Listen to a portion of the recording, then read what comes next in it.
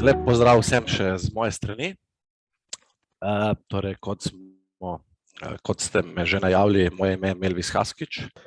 Prihajam iz podjetja Avantpak iz Nove Gorice in bomo kar začeli. Zdaj, kot en uvod, jaz bi rad povedal, da me zelo veseli, da tudi v Sloveniji končno se ukvarjamo s temo, kot je današnja. Glede na to, da smo o samih osnovah bioplastike danes že veliko povedali, bo težko povedati kaj novega, ampak to jemljemo, bomo rekli, kot nekaj pozitivnega. Najprej nekaj osnovnih informacij o Avantpaku. Torej, mi smo proizvodno podjetje iz Nove Gorice. Smo, lahko rečemo, relativno mlado podjetje. Ustanovitev podjetja sega v leto 2015, torej prve stroje smo dobili leta 2016. Ukvarjamo se samo, torej ekskluzivno s proizvodnjo kompostabilnih vrečk in folij. S časom smo se, dajmo reči, spremenili v nekega solution providerja, torej za več ali manj za trgovske verige po celi Evropi, ki tudi predstavljajo največji del naših strank. Glede trgovskih verig bomo verjetno še kasneje kaj povedali, bi na tej točki rad poudaril, da so vsaj v naših očeh tisti, ko bomo rekli, vodijo trende naše industrije. Oni pa seveda sledijo potrošnikom. Če se vrnemo nazaj na Avantpak, torej v zadnjih letih smo se nekako specializirali predvsem na področju kompostabilne embalaže za živila. Tukaj mislim predvsem na ultralahke kompostabilne vrečke za sadje in zelenjavo, vrečke za meso, ribe, sire in tako naprej. Ker verjamemo, da je to ena od najboljših rešitev v kompostabilni plastiki, bomo rekli, v naši industriji. Smo torej tudi BRC in IFS certificirani, po vsej verjetnosti edini v Evropi z obema certifikatoma. Kar se tiče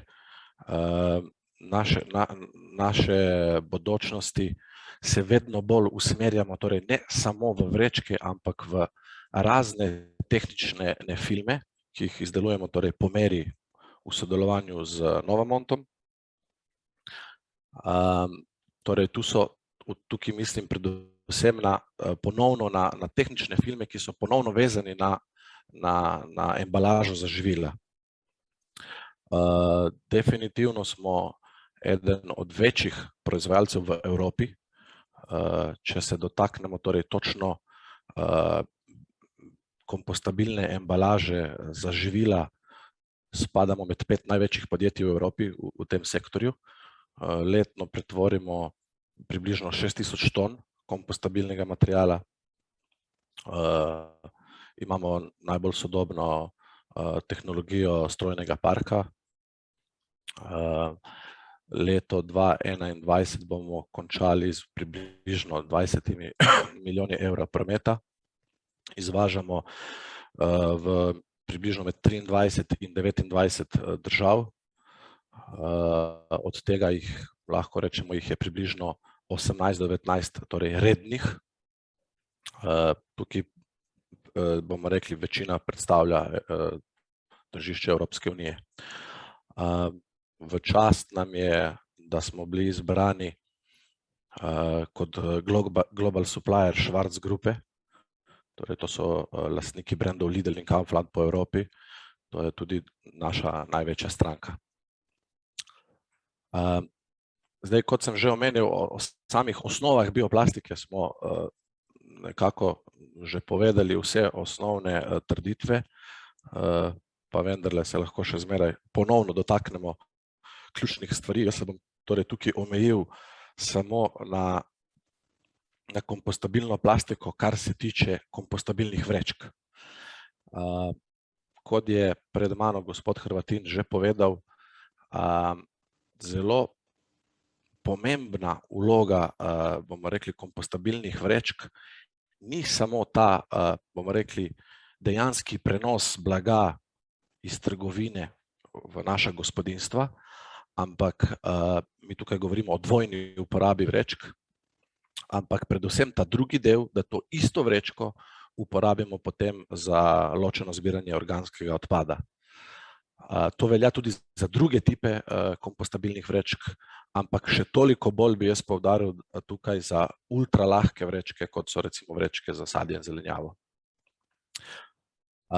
V samem tem organic recyclingu je zelo pomembna zadeva, da kompostabilna vrečka z svojo, bomo rekli, vsebino, torej z organskim odpadom, pripomore k temu, da dejansko obogatijo tla z organskim ogljikom. Torej, tukaj govorimo o fenomenu dezertifikacije zemlje in to je eden od zelo pomembnih, bomo rekli, lastnosti samega zapiranja cikla. Poleg tega, verjetno smo danes premalo govorili o tem, ampak ena od ključnih stvari, ki bi jo jaz želel poudariti pri kompostabilnih vrečkah, je konec življenjskega cikla samega proizvoda. Torej, ne kopičimo dodatno, ne kopičimo odpadkov, ker se torej kompostabilna vrečka s svojo vsebino biorazgradi, če lahko tako rečemo, kar pomeni manj kopičenja odpadkov, manj osnaževanja, manj neprijetnih vonjav na deponijah, lažje sortiranje in, kar je zelo pomembno, manj samega odpada, torej samega ekološkega odpada ali pa odpada hrane, če lahko tako rečemo. Zdaj bi rad predstavil, kakšna je situacija v Evropi glede kompostabilnih vrečk.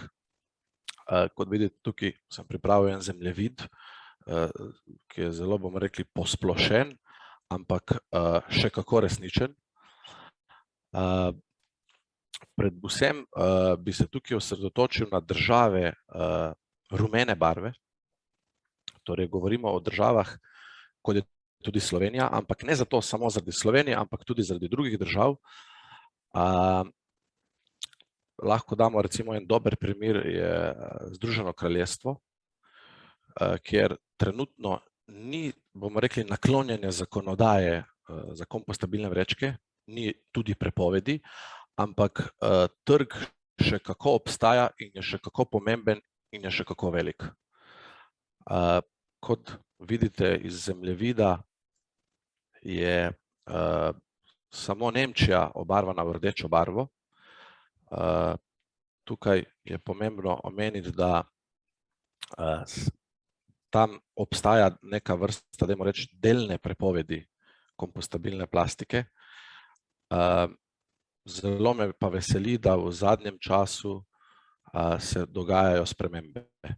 V zadnjih mesecih veliko obiskujemo trgovske verige po Nemčiji. Dejansko se tam stvari so se začele spreminjati, če lahko tako rečem v tem primeru, v našo korist. To je praktično edina država v Evropski uniji, ki še ni, bomo rekli, odprla vrata, popolnoma odprla vrata kompostabilni plastiki. Vse ostale države, kot lahko vidite, ali imajo že popolnoma urejeno, mi temu rečemo naklonjeno zakonodajo v naši branži, ali pa imajo določene ukrepe, ki so v korist bioplastiki. Zelo pomembno je tukaj tudi vprašanje Slovenije. Mi žal v Sloveniji ne delamo, zaenkrat nismo še uspeli razumeti tudi, zakaj se stvari ne premaknejo. Dajmo reči, nekaj se premika, ampak dejansko zaostajamo za ostalim delom Evrope, tudi med, bomo rekli, nam podobnim državam, torej govorimo o državah v rumeni barvi. In jaz si resnično želim, da bo tudi ta konferenca, bomo rekli, pripomogla k tej debati in da se bodo stvari tudi pri nas premaknile, upamo, v to smer. To je vse z moje strani, ena kratka prezentacija in upam, da ste dobili tiste osnovne informacije o nam in ostajam seveda odprt za vsa vprašanja.